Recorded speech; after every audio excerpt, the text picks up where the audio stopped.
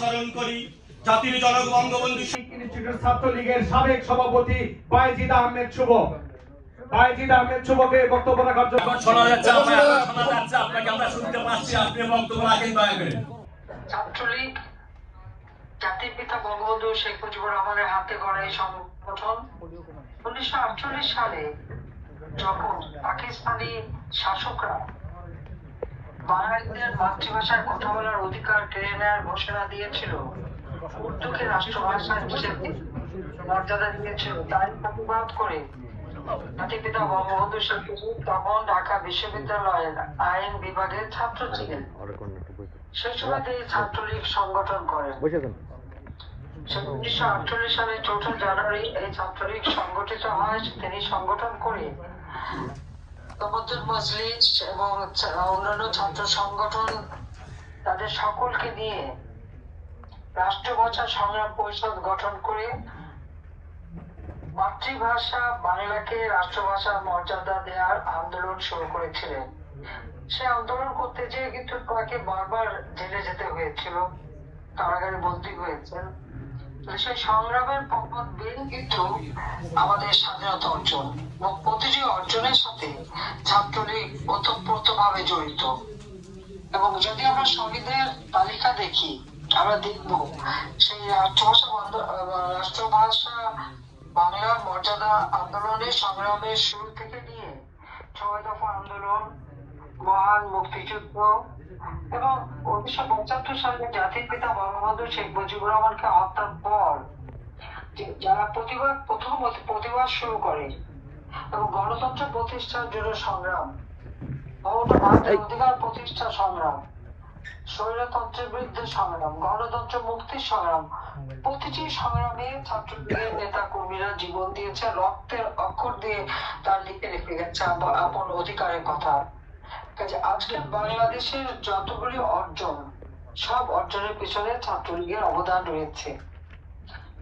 আমি ছাত্রলীগের যত নেতা কর্মীরা এবং আমরা একসাথে রাজনীতি করছি, অনেকেই তো মুক্তিযুদ্ধে জীবন দিয়েছে। আমি তাদের সকলকে আজকে দিনে স্মরণ করে একটি কথা বলবো যে ছাত্রলীগকে বর্তমানে যারা অবৈধভাবে ক্ষমতা দখল করেছে, যাদের কোনো জনগণের ম্যান্ডেট নাই, যাদের কোনো সাংবিধানিক ভিত্তি নাই, বলতে গেলে সেই মেটিকুলাসলি ডিজাইন করে মাস্টার মাইন্ডের মাধ্যমে প্ল্যান করে অস্ত্র অর্থ জোরে যারা ক্ষমতা দখল করেছে, সম্পূর্ণ অগণতান্ত্রিক, অসাংবিধানিক এবং অবৈধভাবে সেই ইউনূস সরকার ছাত্রলীগকে ব্যান করে। ছাত্রলীগকে ব্যান করার অধিকার কারণ নাই। আর ছাত্রলীগ ব্যান্ড যে ঘোষণাটা দেয়, একটা অবৈধ সরকারের যে কোনো ঘোষণাই অবৈধ, ওটার কোনো কার্যকরী জনগণের কাছে থাকে না, থাকতে পারে না। বরং এই অবৈধ ক্ষমতা দখলের জন্য একদিন এদেরকে কিন্তু শাস্তি পেতেই হবে বাংলাদেশের জনগণের কাছে। এখন হত্যা মামলা হামলা করে কোন মতে তাদেরকে দাবিয়ে রাখা হচ্ছে, কিন্তু এদের মনে রাখা উচিত জাতির পিতা সেই ঐতিহাসিক ভাষণ 7 মার্চে বলেছিলেন, কেউ দাবায় রাখতে পারবে না, তো কেউ দাবায় রাখতে পারবে না, ছাত্রলীগকেও দাবায় রাখতে পারবে না। ছাত্রলীগ জনগণের পাশে থেকে কাজ করবে। আমরা যদি যে কোনো দুর্যোগে, সে ঝড়, বন্যা, জলোচ্ছ্বাস, এমনকি COVID-19 মোকাবেলায় ছাত্রলীগ সবসময় মানুষের পাশে ছিল। মানুষকে খাদ্য সাহায্য দেওয়া, কাফন দাফন, যখন আত্মীয় স্বজন ফেলে দিয়ে চলে যায়, তখন এই ছাত্রলীগের নেতা কর্মীরাই তো তাদের পাশে দাঁড়ায়। অসুস্থকে হাসপাতালে পৌঁছে দেওয়া, কেউ মারা গেলে তার কাফন দাফন বা সৎকারের কাজ করা, প্রতিটি ক্ষেত্রে ছাত্রলীগের অবদান রয়েছে। অথচ আজকে একটা মিথ্যা অপবাদ দিয়ে তারা ছাত্র ছাত্রলীগকে ব্যান করে। অথচ কোটা আন্দোলনে কোটা তো আমি বাতিলই করে দিয়েছিলাম, ছাত্রলীগ তো কোটার বিরুদ্ধে ছিল না। 2018 সালে যখন আন্দোলন শুরু করে তখন তো আমি নিজেই কোটা বাতিল করে দিই। ছাত্রলীগের সাথে সমর্থন দিয়েছে এবং ছাত্র প্রতিনিধি সবসময় আওয়ামী লীগের সাথে কাজ করেছে এবং যখনই তারা যে কোনো দরকার এসেছে। কিন্তু এই আন্দোলনটাই ছিল একটা রহস্যজনক, কারণ আমি কোটা বাতিল করে দেওয়ার পর মুক্তিযোদ্ধা পরিবারের থেকে একটা মামলা করা হয়। সেই মামলাটা রায় হয় 2024 সালে। 24 সালে রায় হওয়ার সাথে সাথে আমরা সরকারে আছি, আওয়ামী লীগ সরকারে আছে, আমরা সাথে সাথে আমাদের পক্ষ থেকে উচ্চ আদালতে আপিল করে সেই রায় বন্ধ করে দিই, স্থগিত করে দিই। 5ই জুন এটা কার্যকর হয়ে যায়। এরপরে কিন্তু প্রায় 1 মাস চলে যায়। হঠাৎ জুলাই মাসের 7 তারিখে আন্দোলন, কি কোটা বিরোধী আন্দোলন, বৈষম্য বিরোধী আন্দোলন। এই আন্দোলনের কোন ইস্যু ছিল? কোন বললো তাদের কোটা বিরোধী আন্দোলন? আমাদের তো তার থেকে এমনকি আমি বারবার তাদেরকে আবেদন করলাম, ছাত্রলীগকে বলে ওদের সাথে যোগাযোগ করো, আমরা বসি, যদি হয় যদি গণভবনে আসতে চায় তারা তাদেরকে নিয়ে আসুন, কিন্তু তারা গণভবনে আসবে না। কারণ আমাদের মন্ত্রীও তাদের সাথে কথা বলে, আইনমন্ত্রী, শিক্ষামন্ত্রী, তথ্যমন্ত্রী, তাদের সব দাবি মেনে নেওয়া হয়। সব দাবি মেনে নেওয়ার পরে আমরা তারপরে 1 দফা দাবি কি আমাকে পদত্যাগ করতে হবে। তাই অপরাধটা কি করলাম? যে জ্বালাও পোড়া খুন হত্যা যা হয়েছে সেগুলি কিন্তু সব কারা করেছে এখন তো তা স্পষ্ট। আপনারা দেখেছেন যে ছাত্রলীগ কিন্তু কখনোই সাধারণ ছাত্রছাত্রীর বিরুদ্ধে ছিল না, কখনোই আন্দোলনের বিরুদ্ধে কিন্তু তা ছিল না। অথচ ছাত্রলীগের উপরে যে আক্রমণ, প্রত্যেকটা হলে হলে তাদের রুম ভাঙাচোরা করা, সার্টিফিকেট থেকে শুরু করে তাদের সমস্ত জিনিসগুলি নিয়ে আগুন দিয়ে পুড়িয়ে দেওয়া, এক এক করে হল দখল কারা করেছে? ওই শিবির আর তার সাথে ছিল বিএনপি, অর্থাৎ ছাত্র দল। এরা মিলে বড় ছাত্রলীগের উপরে তারা অত্যাচার করেছে, নির্যাতন করেছে, অনেকে হত্যা করেছে, হলগুলি রুমগুলি দখল করেছে, জিনিসপত্র পুড়িয়েছে, এই নির্যাতন করেছে। হ্যাঁ, যখন আমাকে একটা প্রশ্ন করেছিল সাংবাদিক যে মেধা নিয়ে, তা আমি শুধু পাল্টা প্রশ্ন করেছিলাম যে মুক্তিযুদ্ধের সন্তান নাতিপুতিরা থাকতে পারবে না, তাদের কি কোনো মেধা নাই? তারা কি মেধাবী না? মেধা কি শুধু ওই রাজাকারের নাতিপুতি? বিকেলবেলা আবার প্রেস কনফারেন্স বিকালে শেষ, হঠাৎ 11টার দিকে আন্দোলন। কি আন্দোলন? তুমি কে আমি কে বলে রাজাকার, তোমার বাপ আমার বাপ রাজাকার। রাজাকার তো নিজেরাই নিজেদেরকে বলেছে, এখানে আমরা রাজাকার বলিনি, আমি এটা প্রশ্ন রেখেছি। তারপরেও তখন স্বাভাবিকভাবে ছাত্রলীগ এটা প্রতিক্রিয়া দেখেছে, দেখানোটা খুব স্বাভাবিক ছিল। তার জন্য ছাত্রলীগকে ব্যান করতে হবে। আজকে যারা হত্যাকাণ্ড চালাচ্ছে, খুন করছে, যারা হল দখল করছে, যারা এমনকি ছাত্রছাত্রীদের দিয়ে শিক্ষকদের অপমান করা হচ্ছে, শিক্ষক, অধ্যক্ষ, প্রিন্সিপাল অথবা ভিসি বা বিশ্ববিদ্যালয়ের শিক্ষক, কারণ সেই রংপুরে বাড়ি ভিসির বাড়িতে আগুন দেওয়া, রাজশাহীতে ভিসি এবং শিক্ষকদেরকে পুড়িয়ে মারার চেষ্টা, রাজশাহীতে সেখানে অপমান করা, ঢাকা বিশ্ববিদ্যালয়ে আর ছাত্ররা নাকি শিক্ষকদের বয়কট করে। এটা কোন ধরনের কথা? আর শিক্ষকদের পদত্যাগ করাতে হবে। প্রায় 10,000 শিক্ষককে অপমান করেছে বিভিন্ন স্কুল, কলেজ, ইউনিভার্সিটির ছাত্রছাত্রীরা। এই লজ্জা আমরা রাখবো কোথায়?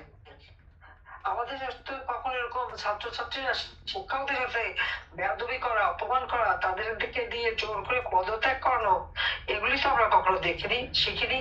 কি দুর্ভাগ্যের বিষয় যে আজকে ঠিক সেই কাজটা হচ্ছে বাংলাদেশে। এর থেকে লজ্জার আর কি হতে পারে? আমি একটা কথা বলবো, আজকে ছাত্রলীগের উপর অযথা দোষারোপ করা হয়েছে, কিন্তু ছাত্রলীগ সবসময় সন্ত্রাস জঙ্গিবাদের বিরুদ্ধে ছিল। জঙ্গিবাদের বিরুদ্ধে থেকে কিন্তু তারা নির্যাতনের শিকার হয়। শিবির ছাত্র দল আবার ছাত্রছাত্রীদের উপর পর্যন্ত নির্যাতন চালায়। Eden girls college, Badrunnesa girls college, বিশ্ববিদ্যালয় প্রভোস্ট অথবা যারা হাউস টিচার তাদেরকে অপমান করে। যেভাবে মানে ছাত্র দলের বা শিবিরের মেয়েরা যেভাবে আমাদের ছাত্রলীগের মেয়েদের উপর অত্যাচার করেছে, মানে এটা ভাষায় বর্ণনা করা যায় না। এই ধরনের ন্যাক্কারজনক ঘটনার আমি নিন্দা জানাই। কাজে আমি এটি বলবো যে আজকে ছাত্রলীগ বাংলাদেশের প্রত্যেকটা আন্দোলন সংগ্রামে, শুধু তাই না, আমি 96 সালে সরকারে এসে আমাদের দেশের সাক্ষরতার হার ছিল মাত্র 45%। আমরা সেই সাক্ষরতা হার বাড়ানোর জন্য প্রজেক্ট নিলাম যে আমরা নিরক্ষরতা মুক্ত বাংলাদেশ গড়ে তুলবো।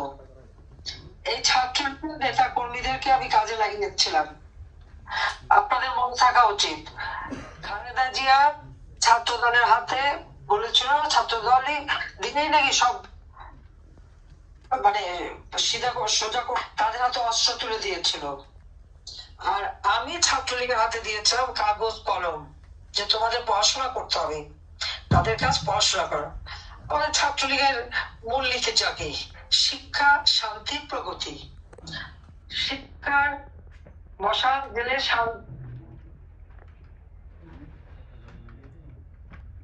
ছাত্রলীগের মূলনীতি এবং ছাত্রলীগ সবসময় সেটাই মেনে চলবে। উপবাদ দিয়ে ছাত্রলীগকে ব্যান করা, তবে একটা কথা বলি, আমি ছাত্রলীগ সব নেতা কর্মীকে বলবো, এটা নতুন কিছু না। আইয়ুব খানও ব্যান করেছিল, এআইএ খানও করেছিল, জিয়াউর রহমানও করেছিল, এরশাদও করেছিল, খালেদা জিয়াও করেছে, বারবার করেছে, আঘাত এসেছে, কিন্তু ছাত্রলীগকে শেষ করতে পারেনি, পারবে না। কারণ বাংলাদেশ নামে যে রাষ্ট্রটা গঠিত হয়েছে, সেই রাষ্ট্রের সাথে ছাত্রলীগের নাম ওতপ্রোতভাবে জড়িত বলেই জাতির পিতা বঙ্গবন্ধু শেখ মুজিব বলেছিলেন, আমি কোট করছি, যে ছাত্রলীগের ইতিহাস বাঙালি ইতিহাস, আনকোট। এটা জাতির পিতা বঙ্গবন্ধু শেখ মুজিবেরই বলা। কাজে সেই কথাটা সবসময় মনে রেখেই জনগণের পাশে থাকতে হবে, ছাত্রদের পাশে থাকতে হবে, এটাই মানে আমার কথা। আর বাংলাদেশটাকে একটা জঙ্গি রাষ্ট্রে পরিণত করেছে। যত জঙ্গি ছিল, সেই হত্যাকারী, হলি আর্টিজেনে যারা জঙ্গি, 500 জায়গায় বোমা হামলাকারী, সেই মনে আছে বিএনপির আমলের সমস্ত বাংলাদেশে 500 জায়গায় বোমা হামলা হলো। আমাদের কিবরিয়া সাহেব, মঞ্জুরুল সাহেব, আমাদের মমতাজ, নাটোরের মমতাজ, খুলনার মঞ্জুরুল সহ হাজার হাজার নেতা কর্মীকে হত্যা। এই নানা ধরনের ঘটনায় যে সমস্ত সন্ত্রাসী জঙ্গিদের আমরা গ্রেপ্তার করেছিলাম, এমনকি পার্বত্য চট্টগ্রামে যে সন্ত্রাসী গ্রুপ, সেই আনসার বাংলা, তাদের ওখানে ট্রেনিং ট্যাম্প করে একটা জঙ্গিবাদী সৃষ্টি করতে চাচ্ছিল। আমরা সেই জঙ্গিদেরকে গ্রেপ্তার করি, তাদের বিরুদ্ধে মামলা হয়, তাদেরকে কারাগারে বন্দি রাখি। অথচ আমরা দেখলাম কি, বৈষম্যবিহীন নাম করে ক্ষমতায় এসে জোর করে ক্ষমতা দখল করে সে সব জঙ্গিদের ছেড়ে দিয়েছে কারাগার থেকে, সব জঙ্গিরা মুক্তি পেয়ে গেছে। কি অদ্ভুত এই বাংলাদেশ! আজকে জঙ্গিদের রাজত্ব, বাংলাদেশ এখন জঙ্গি শাসন। তার উপর আওয়ামী লীগ ক্ষমতায় এসে 2008 সালে যে নির্বাচন হয়, সে নির্বাচনে আওয়ামী লীগ এককভাবে 233টা সিট পেয়েছিল। আপনারা কিন্তু চক্রান্ত শুনি। এবং এই যে বিডিআর এর যে ঘটনা, আজকে যিনি স্বরাষ্ট্র উপদেষ্টা, সে লেফটেন্যান্ট জেনারেল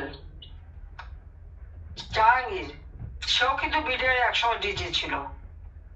এবং বিডিআর এর ঘটনায় যে অফিসাররা মারা গেছে, সেখানে আওয়ামী লীগেরই 43 জনের মতো রয়েছে, 45 জন আওয়ামী পন্থী ডিজি সহ। ডিজির আমাদের সাচ্চু ভাই, ব্রাহ্মণবাড়িয়ার যিনি এমপি ছিলেন, তার কিন্তু আপন ফুফাতো ভাই ছিল। আমাদের জাহাঙ্গীর কবির নানু, তার চাচাতো ভাই না খালাতো ভাই, এরকম তারও আত্মীয় ছিল। এরকম আমাদের সকলেরই, অনেকেরই এখানে ছেলে পেলে ছিল। আমাদের পঞ্চগড়ে এমপি তার মেয়ের জামাই, আমাদের মানকুকিল সাহেবের নাতি জামাই, তারাই তো আর্মি অফিসাররা এই খালেদা জিয়ার আমলে এদের সবাইকে ভালো ভালো অফিসারদেরকে বিডিআর ওখানে ডিপা দিয়ে রেখেছিল। এরপরে কেয়ারটেকার গভর্নমেন্ট আসে, সেটাও তো খালেদা জিয়ারই সরকার ছিল। ইয়াজউদ্দিন, মঈনুদ্দিন, ফখরুদ্দিন সাহেব তারই পছন্দের লোক ছিল। কাজে আমরা যখন ইলেকশনে জিতে গেলাম, এটা তাদেরকে ক্ষমতা আসলাম, এটা তারা সহ্য করতে পারেনি। যারা এটা সহ্য করতে পারেনি তারাই বিডিআর এর ঘটনা ঘটিয়েছিল।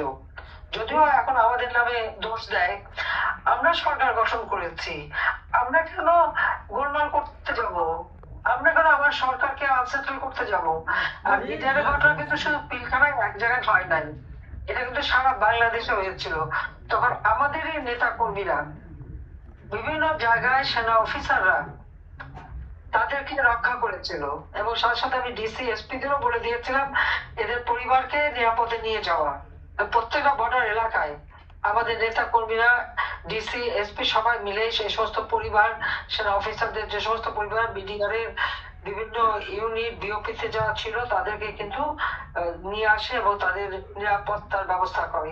এই কথাটা একবারও তাদের মুখ থেকে, অনেকের মুখ থেকে বের হয় না যে এটা ঘটনাটা এক জায়গায় না। এমনকি চুয়াডাঙ্গা বা সাতকানিয়া ওখানে তো রাস্তায় নেমে গিয়েছিল বিডিআর। আমরা অল্প সময়ের মধ্যে যেভাবে পারি এটাকে আমরা দমন করে প্রত্যেকের কিন্তু বিচার হয়েছে, এবং যারা মৃত্যুদণ্ড তাদের সাজা এখনো বাকি।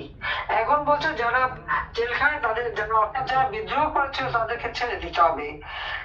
এই কথা থেকে তো বোঝা যায় যে এই ঘটনা কারা ঘটিয়েছে।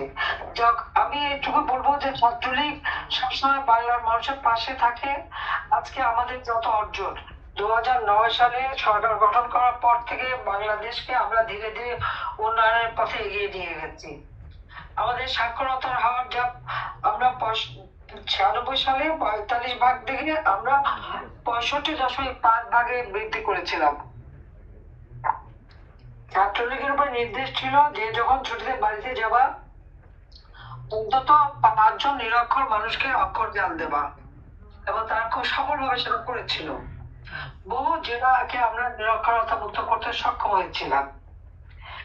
সেখানে কিন্তু ছাত্রলীগের অবদান রয়েছে, এটা হয়তো অনেকেই তা জানে না। আজকে একটু বলবো যে বাংলাদেশকে, যেখানে জাতির পিতা বঙ্গবন্ধু শেখ মুজিব স্বাধীনতার পর একটা যুদ্ধ বিধ্বস্ত দেশ, একটা টাকা রিজার্ভ নাই, কোনো খাবার নাই, কিছু নাই, সেই অবস্থাও জাতির পিতা বাংলাদেশটাকে স্বল্পোন্নত দেশে উন্নীত করে যান, সেই যুদ্ধ বিধ্বস্ত দেশকে গড়ে তোলে। এরপর কিন্তু বাংলাদেশ আর এগোতে পারেনি, ওই একবারই প্রবৃদ্ধির 9 ভাগে উঠেছিল, দেশ খাদ্যের সম্পূর্ণ হয়েছিল, জিনিসপত্রের দাম সব কমিয়ে সাধারণ মানুষের আওতার মধ্যে নিয়ে আসা হয়েছিল। এরপর আমরা কি দেখলাম? 75-এর ঘটনা। 75-এ জাতির পিতাকে হত্যার পর বারবার হত্যা খুব হয়েছে, নাহলে 19-20 বার হত্যা খুব হয়েছে বাংলাদেশে। যত মুক্তিযোদ্ধা, অফিসার, সৈনিক, তাদের হাজার হাজার সেনাবাহিনীর সৈনিককে হত্যা করা হয়েছে, অফিসারদের হত্যা করা হয়েছে, বিমান বাহিনী 665 জন অফিসারকে এবং ওখানকার কর্মকর্তাদের হত্যা করা হয়েছে। তখন এটা আমি আসার পর থেকে চেষ্টা করছি সব জায়গায় ডিসিপ্লিন নিয়ে আসতে, এবং আমরা ক্ষমতা আসার পরে আজকে বাংলাদেশ উন্নয়নের রোল মডেল হিসেবে বিশ্বে মর্যাদা পেয়েছে। আমরা সরকার গঠন করে 2021 সাল 2020 সালে জাতির পিতা বঙ্গবন্ধু শেখ মুজিবের জন্ম শতবার্ষিকী এবং 2021 সালের স্বাধীনতার সুবর্ণ জয়ন্তী যখন আমরা উদযাপন করি, আবার কি হলো? আচ্ছা আচ্ছা, আবার কিন্তু তোমাদের ইউনাইটেড স্টেট থেকে ফোন করছে, সেই ফোন দেখা যাচ্ছে। যাক, আমি কেটে দিচ্ছি। আবার আমরা যখন মানে বাংলাদেশটাকে উন্নয়নশীল দেশের মর্যাদা নিয়ে আসলাম, তখনই দেখলাম ওই সুদখোর ইউনূস যে গরিবরে ঋণ দেওয়ার নামে মোটা অঙ্কের সুদ দিয়ে গরিবের রক্ত চুষে খেয়ে গ্রামীণ ব্যাংকে টাকা পাচার করে, গ্রামীণ ফোনের টাকা পাচার করে, বিদেশে হাজার হাজার কোটি টাকা সম্পত্তি করে, এবং তার ক্ষমতার লোভ, এই ক্ষমতার লোভের আগুনে আজকে বাংলাদেশ জ্বলছে। আজকে তার এবং এই ক্ষমতা যাওয়ার জন্য আজকে আপনারা দেখেন, আমরা বাংলাদেশ স্বাধীন করেছি, পাকিস্তানি হানাদার বাহিনীকে পরাজিত করেছি। পাকিস্তান একটা আলাদা রাষ্ট্র, বাংলাদেশ হলো স্বাধীন রাষ্ট্র, কিন্তু তারা আমাদের উপর গণহত্যা করেছে, মা বোনদের ইজ্জত লুটেছে, লুটপাট করেছে, অগ্নিসংযোগ করেছে। ঠিক বিএনপি 2001-এ আমরা দেখলাম ঠিক একই ঘটনা ঘটালো। আর এখন সেই পরাজিত শক্তির মানে পাশে যে একেবারে মহরম, অর্থাৎ যাদেরকে লাখো শহীদের রক্তের বিনিময়ে পরাজিত করে আমরা দেশ স্বাধীন করলাম, আজকে সেই পরাজিত শক্তির পদলেহন করছে। পদলেহনের অর্থ হলো পা চাপছে। এখন ইউনুস গং তার সরকার ওই পাকিস্তানিদের পা চাটে, তাদের সাথে গলায় গলায় হ্যাঁ, আমরা সকলের সাথে বন্ধুত্ব, কারোর সাথে বলিতা নয়, আমরা এই নীতিতে বিশ্বাস করি, আমরা সেটাই মেনে চলি। একটা স্বাধীন রাষ্ট্র হিসেবে যার যার সাথে যে ভাবে সম্ভব রাখা, সম্পর্ক রাখা, আমরা সেটা রাখি, আমাদের সেটাই হচ্ছে নীতি। এবং বাংলাদেশ আপনারা যদি একটু লক্ষ্য করেন, আমি আওয়ামী লীগ সরকার আসার পর থেকে বিশ্বের সকল দেশের সাথে একটা চমৎকার বন্ধুত্বপূর্ণ সম্পর্ক রেখে আমরা চলেছি, কিন্তু আমরা কারো দাবিদারিও করতে যাইনি, কারো পা চাপতেও যাইনি। কিন্তু আজকে কি দুর্ভাগ্য আমাদের, যাদেরকে পরাজিত করলাম তাদেরই পা চাটা হয়ে গেল বাংলাদেশের ওই ইউনুস সরকার আর তার সমন্বয়কারীরা। তাদের বক্তব্যটা কি আপনি এর মধ্যে দেখেছেন যে জুলাই 15 তারিখ থেকে যত অপকর্ম হয়েছে, অর্থাৎ অগ্নিসংযোগ, মানুষ হত্যা করা, পুলিশ হত্যা করা, প্রায় 450 মতো থানা এবং পুলিশ ফাঁড়ি, পুলিশ স্টেশন সেগুলি জ্বালিয়ে দেওয়া হয়েছে। সেখানে পুলিশদের জ্যান্ত পুড়িয়ে মারা হয়েছে, পিটিয়ে পিটিয়ে মারা হয়েছে, তাদেরকে পা ঝুলে রাখা হয়েছে।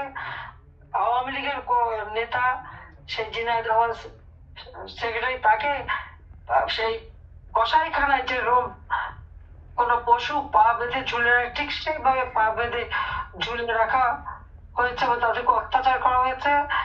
এমনকি একটা অন্তঃসত্ত্বা পুলিশ কনস্টেবল মেয়েটা মাপ চেয়েছে, বলেছে আমার পেটে বাচ্চা, আমাকে মারবেন না। এরা এত বড় অমানুষ যে সেই অন্তঃসত্ত্বা মহিলা তাকে পিটিয়ে পিটিয়ে হত্যা করলো, হাত কেটে পা কেটে দিয়ে। এইভাবে তারা নির্যাতন করছে। এই আওয়ামী লীগের না হলেও 10,000 উপর 11,000 কর্মী আজকে নির্যাতনের শিকার, তার মধ্যে প্রায় 1000 খানে নেতা কর্মী কারো মাকে, চাচিকে, বাবাকে, ভাইকে পর্যন্ত নির্মমভাবে হত্যা করেছে, বোনকে নির্যাতন করেছে। সংখ্যালঘু সম্প্রদায়ের উপর অত্যাচার, নির্যাতন। হিন্দু, বৌদ্ধ, খ্রিস্টান কেউ এদের হাত থেকে রেহাই পায়নি। শুধু তাই না, আমাদের ওলামা মাশায়েখ, সমস্ত মাজার শরীফ, সেখানে মসজিদ, সেগুলি পর্যন্ত ভাঙচুর করা হচ্ছে।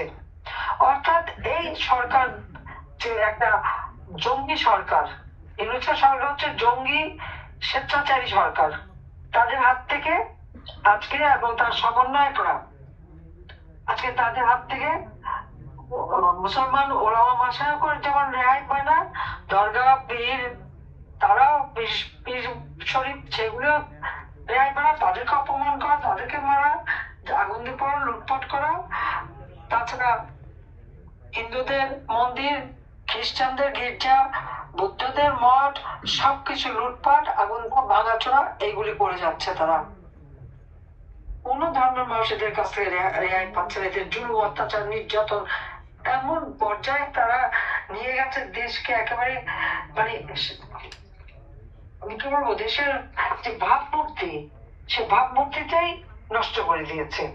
এবং এরা নিজেদেরকে কিভাবে কে জানে, ইউনুসের মাস্টার মাইন্ডের এবং ভেজিবুলাইজড তার যে ডিজাইন, এক নম্বর ছিল ওই আন্দোলন, একটা ভুয়া আন্দোলন যেখানে কোটা নাই, তারপর একটা আন্দোলনের নামে চক্রান্ত করলো। তার এটা ছিল তার মানে ডিজাইনের 1 নাম্বার। 2 নম্বরে ছিল বঙ্গবন্ধু ভবন পোড়াবে, গণভবন পোড়াবে এবং আক্রমণ করবে, আমাকে রেহানাকে হত্যা করবে। 5 নম্বর যুদ্ধ সদন, রেহানার বাসা, সংসদ ভবন সবকিছুতে সব লুটপাট করেছে, তারপরে আগুন দিয়েছে, পুড়িয়েছে এবং দিনের পর দিন লুট করে যাচ্ছে।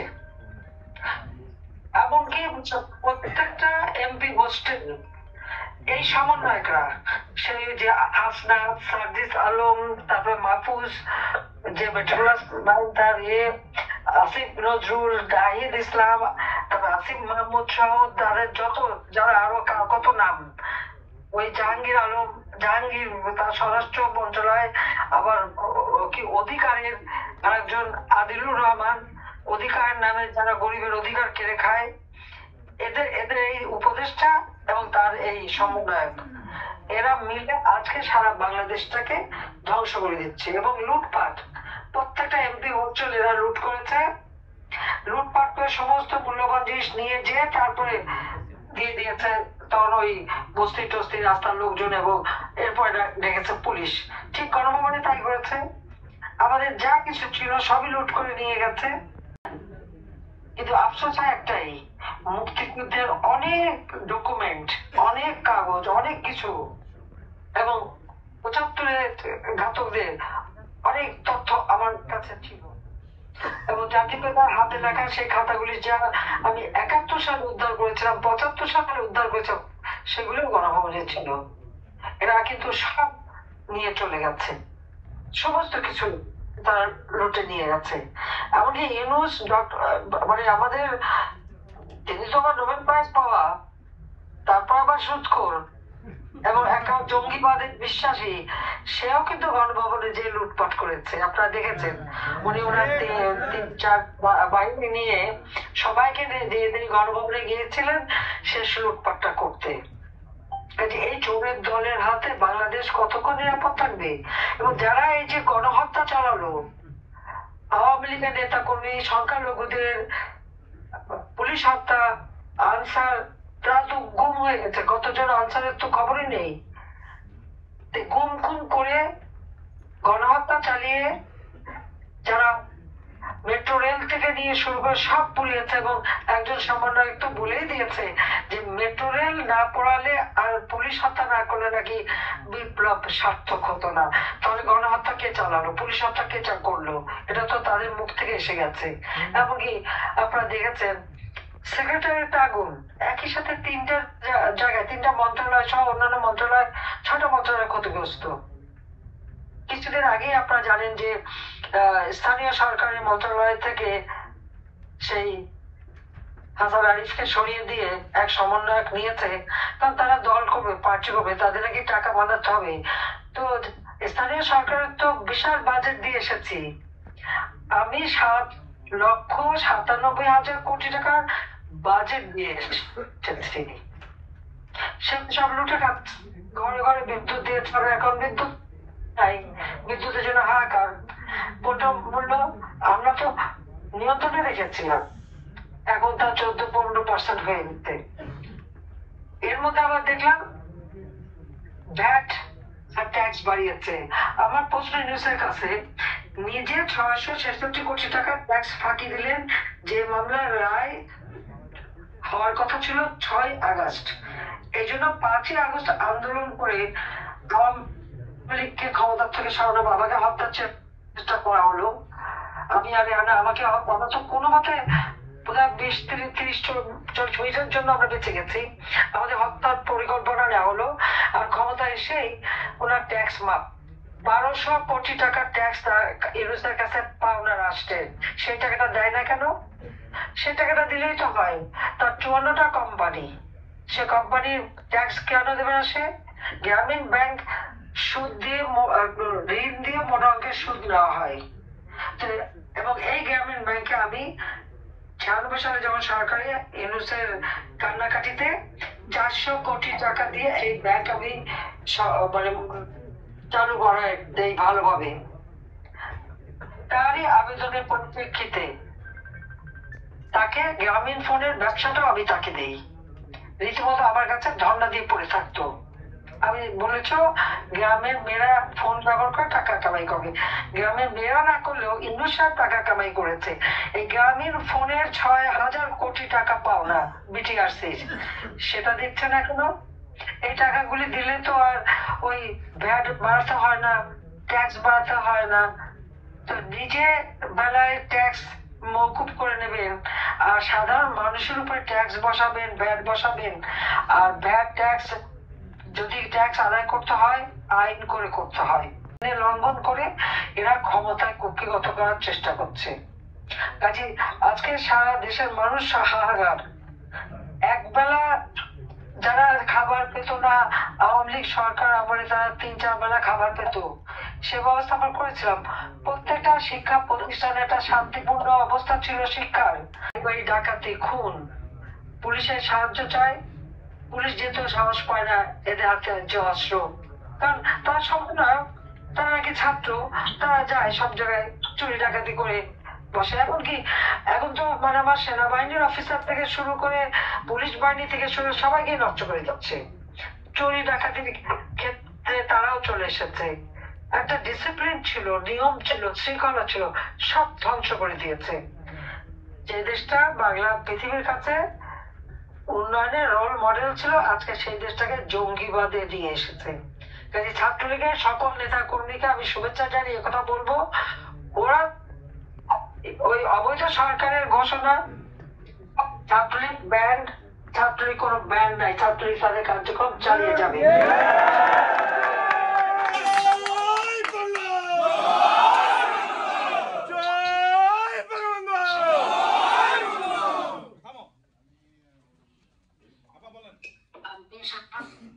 ছাত্রছাত্রীদের বলবো তারা যেন অন্তত এই 2008-এর আগের বাংলাদেশ কেমন ছিল আর আওয়ামী লীগ সরকার আমলে বাংলাদেশ কেমন, এটা কিন্তু তারা একটু হিসাব করে দেখে।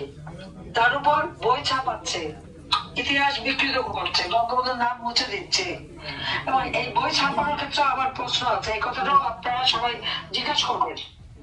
700 কোটি টাকা অতিরিক্ত খরচ করছে বই ছাপানোর জন্য। কয়শো বই অতিরিক্ত হচ্ছে? মাত্র 500 বই অতিরিক্ত ছাপবে, মাত্র প্রতি বছর যেটুকু পারে। মাত্র আমরা তো বিনামূল্যে বই দিতাম ছাত্রছাত্রীদের 1 জানুয়ারি। ডিসেম্বর মাসের মাঝামাঝিতে প্রত্যেকটা স্কুলে নোটিশ দিত যে বই উৎসব হবে। এবার তো যায় নাই কোনো স্কুলের নোটিশ, কোনো বাচ্চারা তো পায় নাই। 1 জানুয়ারি ছোট বাচ্চাদের হাতে আমরা বই তুলে দিতাম, এখন তো বাচ্চাদের হাতে বই তুলে দিতে পারলো না তারা। অথচ 700 কোটি টাকা অতিরিক্ত এই বই চাপানোর খরচ, এই টাকাটা কার পকেটে গেল? কার পকেটে গেল সেটা আমার প্রশ্ন। কোন উপদেষ্টা না কোন সমন্বয়ক না কার হাতে গেল?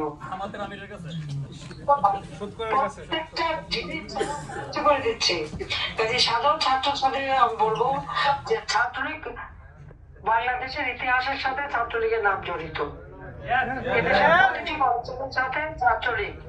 কাজে ছাত্রলীগের প্রতি ভরসা তার জন্য রাখে। অন্তত আওয়ামী লীগ ক্ষমতায় থাকা অবস্থায় প্রত্যেকটা শিক্ষা প্রতিষ্ঠান একটা শান্তিপূর্ণ পরিবেশ ছিল। এর আগে কি ছিল? অস্ত্রের ঝনঝনানি, বোমাবাজি এসব ছিল। আমরা সরকার আসার পরে তো সে অবস্থা ছিল না। লেখাপড়া সেশন জট ছিল, 5 বছর 6 বছর সেশন জট। কই আওয়ামী লীগ আসার পরে সেশন জট মুক্ত আমরা বিশ্ববিদ্যালয় করেছিলাম। ছেলেমেয়েদের লেখাপড়ার পরিবেশ, কর্মসংস্থানের পরিবেশ এবং কর্মসংস্থানের জন্য প্রত্যেকটা বেসরকারি খাত আমরা উন্মুক্ত করে দিই। ডিজিটাল ল্যাব আমরা তৈরি করি, হাইটেক পার্ক করে দিই, কম্পিউটার ট্রেনিং এবং আমরা ইনকিউবেশন সেন্টার করে দিয়ে কম্পিউটার ল্যাব প্রত্যেকটা স্কুলে স্কুলে আমরা কম্পিউটার ল্যাব করে দিয়েছি। আমাদের ছেলেমেয়েরা ছোট বেলা থেকেই যেন তারা এই কম্পিউটার এবং ডিজিটাল সিস্টেম শেখে। প্রায় 8,000 8,500 উপরে তো ডিজিটাল সেন্টার সারা বাংলাদেশে আমরা ট্রেনিং এর ব্যবস্থা করে দিই। ক্ষেত্রে আমাদের ছেলেমেয়েরা যেন একবারে উপযুক্ত আধুনিক প্রযুক্তি শিক্ষা নিয়ে যেন তারা গড়ে উঠতে পারে সেই বিষয়টা আমরা করে দিয়েছি। কিন্তু আজকে একে একে সবকিছু ধ্বংস করে দিচ্ছে, সবকিছু নষ্ট করে দিচ্ছে। সেখানে আমি বলবো যে আমাদের সবাইকে শক্তিশালী হতে হবে, জনগণের পাশে দাঁড়াতে হবে। আজকে জনগণের অনেক কষ্ট, পণ্যমূল্য যেভাবে বাড়ছে এবং এই ভ্যাট ট্যাক্স বসায় আরো বাড়বে, আরো মানুষের কষ্ট বাড়বে। কাজে মানুষের পাশে আমাদের থাকতে হবে, মানুষের পাশে যেতে হবে এবং মানুষকে সেই সহযোগিতাটা দিতে হবে, সেটাই আমরা চাই। আর শিক্ষা পরিবেশ যাতে হয় কোনো ভিসি প্রভিসি বা যাদের অধ্যক্ষ, এমনকি আপনাদের মনে আছে একজন অধ্যক্ষ নুরুল ইসলাম নাম, তাকে জোর করে সিগনেচার ঘটাতে যে তাকে এমন ভাবে অপমান করেছে, ছাত্রদের হাতে অপমান হবে, নিজের প্রতিষ্ঠিত শিক্ষা প্রতিষ্ঠান এটা উনি নিতে পারেননি, তিনি কিন্তু সেখানে হার্টফেল করে মারা যান। আল্লাহ রাব্বুল আলামিন তাকে বেহেশতে নসিব করুন। কিন্তু আমরা সেটাই বলি যে এইভাবে যেন আর ইনডিসিপ্লিন না হয়, প্রত্যেকেই যেন সেভাবে বাঁচতে পারে, সেই ব্যবস্থাটাই করতে হবে। কাজে আমি ওইটুকুই বলবো যে আজকে ছাত্রলীগের এই প্রতিষ্ঠা বার্ষিকী উপলক্ষে সকলের সাথে কথা বলতে পেরে আমি সত্যি খুব আনন্দিত। সবাই ভালো থাকবে, সুস্থ থাকবে এবং লেখাপড়া করবে। আমি জানি আমাদের ছাত্রলীগের ছেলেপেলেদেরকে লেখাপড়া করতে দিচ্ছে না, ইউনিভার্সিটি কলেজে যেতে দিচ্ছে না, নানাভাবে বাধা দিচ্ছে। তবে একটা কথা মনে রেখো, শিক্ষার কোনো বয়স নেই। আবার ইনশাআল্লাহ সময় আসবে, আবার তোমরা ভালোভাবে লেখাপড়া শিখতে পারবে এবং সেভাবে সবাই পড়াশোনা করতে হবে। কারণ পড়াশোনা জ্ঞান, এটাই হচ্ছে সব থেকে বড় কথা। তার কারণ হচ্ছে যে ধন সম্পদ এগুলি যেতে পারে, আমাদের সবকিছু চলে গেল, কিন্তু শিক্ষাটা তো যায় না। আমাদের ছেলে মেয়ে, আমি রেহানা, আমরা আমাদের বাচ্চাদেরকে সবসময় একটা কথা বলেছি যে তোমাদের জন্য কোনো সম্পদ নিতে যেতে পারবো না, তোমাদের জন্য তোমাদের শিক্ষাটাই হবে সব থেকে বড় সম্পদ। এবং আল্লাহ রহমতে তারা সারা বিশ্বে সেই হার্ভার্ড, অক্সফোর্ড, এলএসসি সহ পৃথিবীর বিভিন্ন শিক্ষা প্রতিষ্ঠান থেকে তারা নিজেরাই কিন্তু পড়েছে, চাকরি করেছে, আবার পড়েছে, আবার চাকরি করেছে, নিজেরা কিন্তু এভাবে তারা পড়াশোনা করেছে। কাজে আমরা কিন্তু, আমি 5 বারের প্রধানমন্ত্রী, আমার বোন এখনো ওই বাসেও চড়ে, ট্রেনে চড়ে। আমার বোনের ছেলে মেয়ে হোক, আমাদের ছেলে মেয়ে হোক, সকলে কিন্তু নিজেরা নিজের পায়ে দাঁড়িয়েছে। আমি এখানে প্রধানমন্ত্রী হিসেবে কোনো কিছু তাদের দেইনি, আমি যা দিয়েছি বাংলাদেশের সাধারণ মানুষকে দিয়েছি। প্রতিটি জেলায় আমি প্রতি জেলায় বিশ্ববিদ্যালয় করে দিচ্ছি, মেডিকেল কলেজ, মেডিকেল বিশ্ববিদ্যালয়, 5টা মেডিকেল বিশ্ববিদ্যালয় করে দিয়েছি। আমরা সারা দেশে ইঞ্জিনিয়ারিং কলেজ করেছি, বিশ্ববিদ্যালয় করেছি, কৃষি বিশ্ববিদ্যালয় মাত্র একটা ছিল, আমি বৃদ্ধি করেছি এবং সাথে সাথে আরো গবেষণার ব্যাপারে সব থেকে বেশি আমরা গুরুত্ব দিয়েছি। আমি আরবি বিশ্ববিদ্যালয় করেছি, আরবি ইসলামী বিশ্ববিদ্যালয়, কারণ আমাদের যারা কওমি মাদ্রাসা তাদের শিক্ষাকে স্বীকৃতি দেওয়া হতো না, আমি সেই স্বীকৃতি দিয়েছি, দাওরায়ে হাদিসকে মাস্টার ডিগ্রি করে দিয়েছি এবং ইসলামী আরবি বিশ্ববিদ্যালয় করে দিয়েছি। কারণ মাদ্রাসায় যারা শিক্ষা নেয় তারাও যেন উপযুক্ত শিক্ষা নিয়ে দেশে বিদেশে চাকরি করতে পারে, কারিগরি শিক্ষার ব্যবস্থা আমরা করে দিয়েছি। তাছাড়া প্রত্যেকটা ইনস্টিটিউট আমার হাতে করা। আজকে burn institute, leather institute, cancer institute, neuro, kidney, তারপর গ্যাস্ট্রো লিভার, ক্যান্সার, সব কিন্তু আমার হাতে করা। আজকে আমি কি কি কাজ করেছি আমার মনে হয় 96 থেকে এই পর্যন্ত জাতির পিতা গঠন করছেন, এটা যদি একটা হিসাব করা হয় তাহলে দেখা যাবে যে বাংলাদেশের প্রতিটি ক্ষেত্রে বাংলাদেশকে এগিয়ে নিয়ে যাওয়ার কাজ আমরাই করেছি এবং আমাদের সহযোগী সংগঠনগুলি সবসময় আমাদের পাশে ছিল। 10 লক্ষ রোহিঙ্গাকে আমরা আশ্রয় দিয়েছি। আজকে আবার সেখানে আরাকান আর্মি দ্বারা নির্যাতিত সেই রোহিঙ্গা, 4 লক্ষ রোহিঙ্গা আসতে চেয়েছে, ইউনুস তাদেরকে ঢুকতে দেবে না, সেটাকে আমার মানব অধিকার। আবার ওখানে আমার অধিকারের একজন আছে, আজিজুর রহমান, এখন মানব অধিকার চায় কোথায়? আমরা তো 10 লক্ষকে নিয়ে আসতে পারলাম, খাবার দিতে পারলাম, শেল্টার দিতে পারলাম, বাসা চরে যে সুন্দর ঘর করে দিয়েছি, তাদের ট্রেনিং দিচ্ছি, বাকিদের কেন আসতে দিচ্ছে না? তাছাড়া মানবাধিকার বোধ গেল কোথায়? ও খালি নিজে খাবে আর কাউকে দেবে না। আমরা সব hitech park, software technology park প্রায় 101টা করে দিয়েছি এবং এই যে কম্পিউটার ট্রেনিং এর জন্য কম্পিউটার এবং ইনকিউবেশন সেন্টার প্রত্যেক জেলায় জেলায় আমরা করা শুরু করেছিলাম, যাতে করে ডিজিটাল ক্লাসরুম আমরা করে দিয়েছি। যেটা আমাদের ছেলেমেয়েরা এখন ফ্রিল্যান্সিং, তা থেকে আমরা ট্রেনিং দিয়েছি। প্রায় 7 লক্ষ ফ্রিল্যান্সার বাংলাদেশে তাদের স্বীকৃতি দেওয়া, সার্টিফিকেট দেওয়া, অর্থাৎ কোনো ছেলে মেয়ে যাতে বেকার না থাকে। কর্মসংস্থান ব্যাংক তার থেকে বিনা জামানতে টাকা নিয়ে নিয়ে ব্যবসা করতে পারে, সে ব্যবস্থা করে দিয়েছে। মাত্র আমাদের বেকার সংখ্যা ছিল মাত্র 3%, 3.4%। এখন কোথায় চলে গেছে দেখেন, যেখানে মাথা পিছু আয় 2,793 মার্কিন ডলারে উন্নীত করেছিলাম, আজকে মানুষের আয় রোজগার নেই। সপ্তাহে আমার কষ্ট লাগে কোথায় জানো? আমার কষ্ট লাগে যখন আমি দেখি আমার দেশের মানুষ এখন ডাস্টবিনের থেকে খাবার খাচ্ছে, রাস্তার পাশে খাবার, একদিকে কুকুর খাচ্ছে, একদিকে মানুষ খাচ্ছে। এই বাংলাদেশ তো আমি রেখে আসিনি। হ্যাঁ, আমি বারবার মৃত্যুর মুখোমুখি হয়েছি। সেই কোষাগত জ্ঞানের হামলায় আমাকে হত্যার চেষ্টা করা হয়েছিল। মানব ঢাল রচনা করে আমাকে রক্ষা করছে আল্লাহ রাব্বুল আলামিন, বারবার রক্ষা করছে। এবারেও কিন্তু তার মেটিকুলাসলি ডিজাইনের একটা অংশ ছিল 32 নাম্বার পড়াবে আর আমাকে হত্যা করবে, রেহানাকে হত্যা করবে। আল্লাহ তাআলা কিভাবে যেন বাঁচিয়ে নিয়ে এসেছে।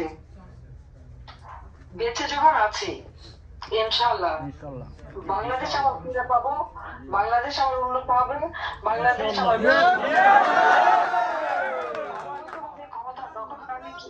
এদের বিচার বাংলার মাটিতে হবে হবে। ওই ইনুসারও বিচার, যেমন বঙ্গবন্ধু হত্যাকারীদের বিচার করেছি, যুদ্ধাপরাধীদের বিচার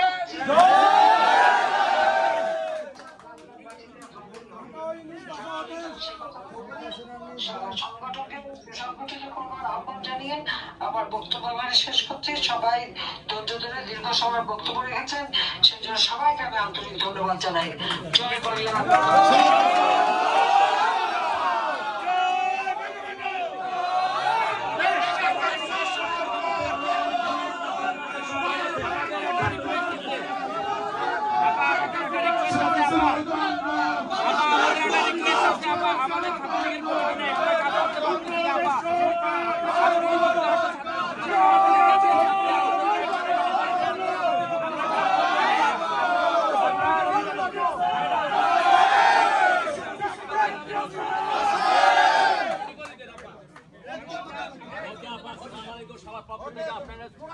কামনা করছি।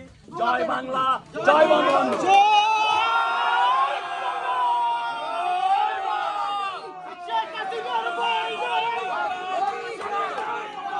শিক্ষা শান্তি